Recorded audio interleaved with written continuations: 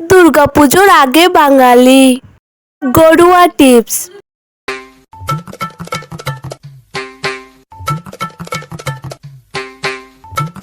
মা, ও মা, টমেটো আছে? টমেটো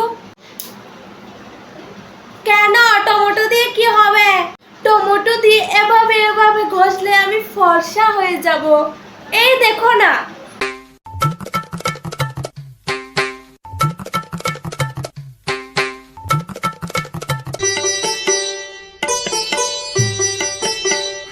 তাড়াতাড়ি বলো আছে কি না।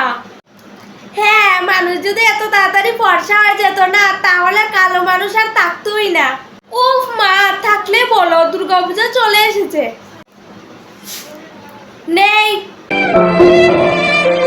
তাহলে 10 টাকা দাও। কেন? 10 টাকা দিয়ে কি করবি? বেসন আনবো।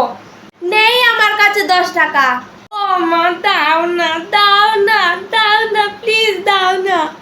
চান্সে আমিও ডান্স মারি। হ্যাঁ, দিতেই পারি, তবে আমার একটা শর্ত আছে। কি শর্ত? বলো বলো।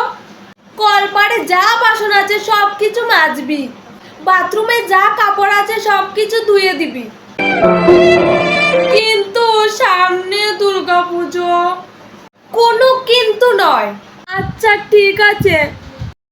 45 মিনিট পর। ও বাবা, আর 1 মাস ঘর থেকে বের হব না। শুধু ভেষণ লাগাবো, চুলের যত্ন করব। আর দুর্গাপূজা আসলে তো মানুষ শুধু আমাকেই দেখবে। আর তোমাদেরকে বলছি, তোমরাও যদি আমার মতো সুন্দর হতে চাও তাহলে এটা লাগাবে।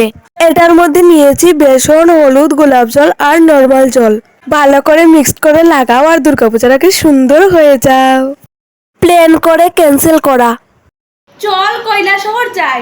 হ্যাঁ চল। না রে, কৈলাসহর বেশি দূরে হয়ে যায়, আর বাড়ি থেকেও যেতে দেবে না। তাহলে কুমারঘাট যাই।